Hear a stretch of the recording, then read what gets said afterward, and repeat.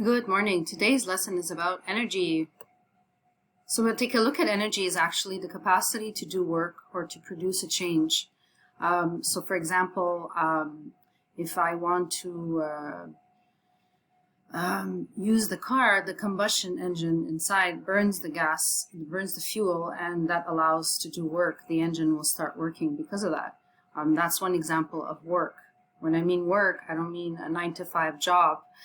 In the physics terms, this means an actual, an action or a possibility to do the function that the object is supposed to do. The usual units is joules or kilojoules when it's a large quantity. So we took out look at the first form of energy that we've discussed, is thermal energy, and it has to do with the movement of particles that make up a substance. The higher the energy, hence if there's more thermal energy, the greater the movement of the particles. So if we go from solid, where the molecules are only vibrating, to liquid, we had to give it energy to be able to move a little more. And lower the energy, the lower the movement of the particles. So if we go from liquid to solids, if you wanted to take liquid water and freeze it, you would have to reduce the energy.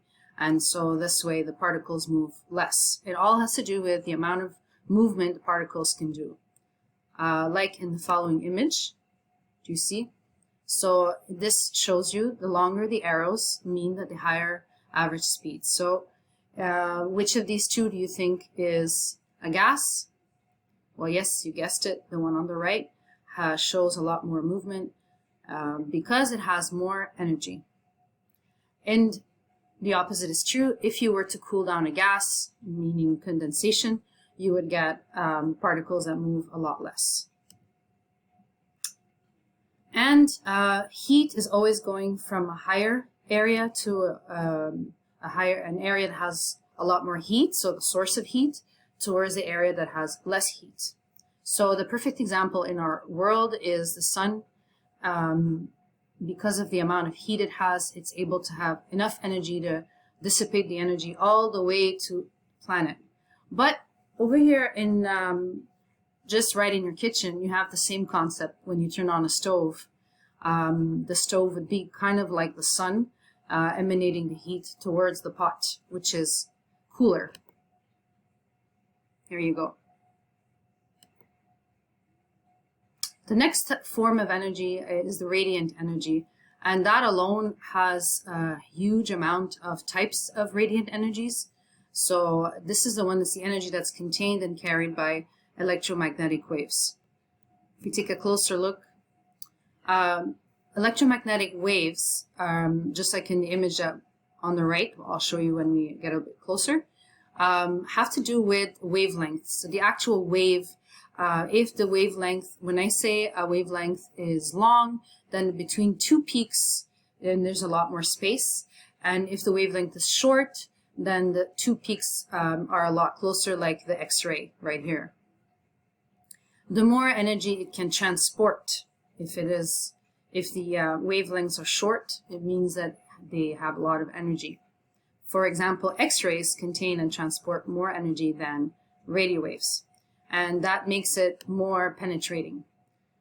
So this is why we'll use X-rays to see bones, take a picture of the bones, because X-rays can penetrate through your body, except bones, leaving an image of the bones. Whereas radio waves, such as, like it says radio, so AM, FM, you're listening to music, listening to the radio. These are all, they're not penetrating through and through your body, thankfully. And your cell phone also would be under that category. The next form of energy is the chemical energy that is stored in the bonds of a molecule. This one is predominantly what we have in our bodies with the cellular respiration. Every time you eat food and breathe oxygen, these bonds break to give you energy so you can do your daily tasks, such as move, walk, even digest. We need energy to do everything. But this also works in anything that requires a chemical reaction. So example, the combustion engine, the fuel must mix with the oxygen, in order to have energy. The more bonds we break, the more the energy we produce. So in other words, if the molecule is more complex, then it has a lot of potential energy. And the type of molecule as well. So some molecules like wax cause the molecules of wax to break. And this what happens is when there is, let's say you start a candle, you light up a candle, the wax molecules start to break down and release the scent molecules. And the last form of energy we're looking at is the mechanical energy. This results from the speed of an object, its mass, and its relationship to its surroundings. And then mechanical energy, think another word for movement. Anything that requires any kind of movement. So this is really anything that moves.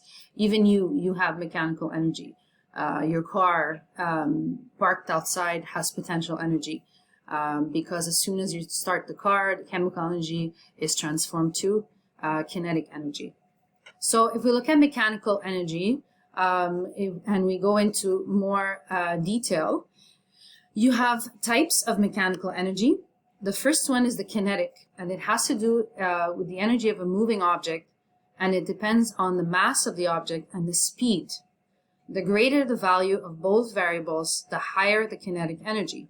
So if you take a car, let's say a regular car that is empty and has only one passenger, the driver, versus a car that has 5 people with luggage, the one that has the larger mass is the one that has more kinetic energy.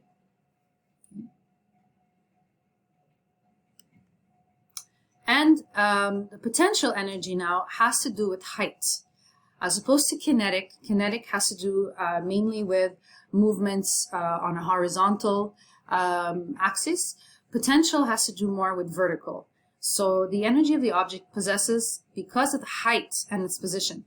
So for example, if I take a penny and throw it from the first floor versus from, let's say, a skyscraper, the 40th floor, obviously the one on the 40th floor has a lot more potential energy. And it can actually hurt someone if you would throw a penny from all the way from a 40th floor.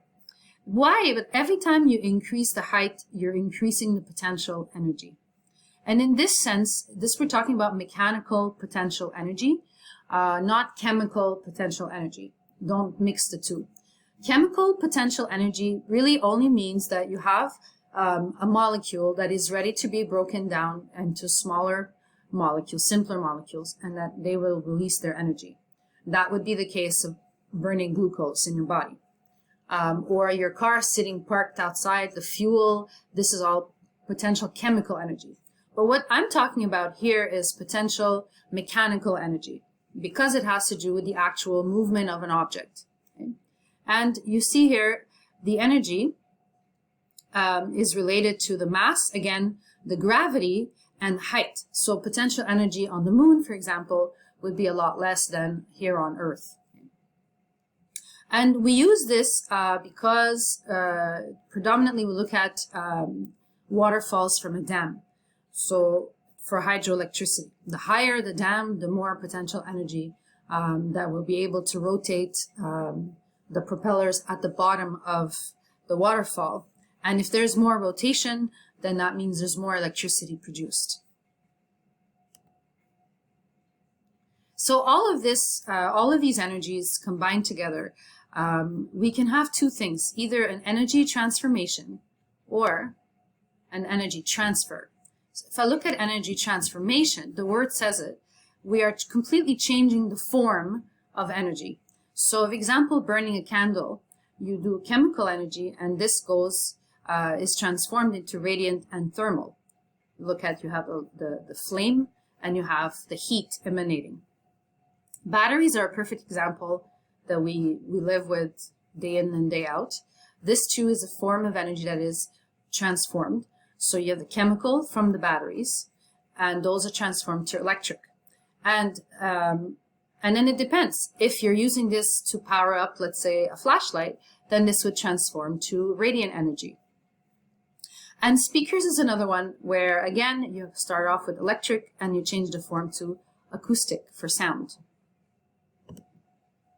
In a transfer, in an energy transfer, you're not changing the form of energy. You're just transferring from one object to the next, or one section of the mechanism to the next mechanism. So it's the movement of energy from one place to another. Really, you're just transferring from one section to the other. So I would see that in a gear, for example. If you have multiple gears placed together, the mechanical energy that is inside each gear is transferred from one gear to the next. It's still all mechanical energy. There is no transformation. Another transfer of energy, as you can see here, you can feel the thermal energy from a candle. So that there's a transfer from the candle to your hand. There's a transfer.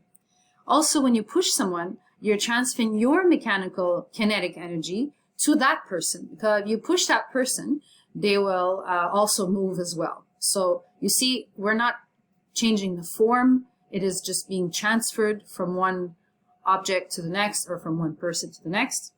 I see that also as an example in a game of billiards, pool. If you ever played pool, when you do the first push on the first ball with the white ball, all of this potential energy is transferred from one ball to the next.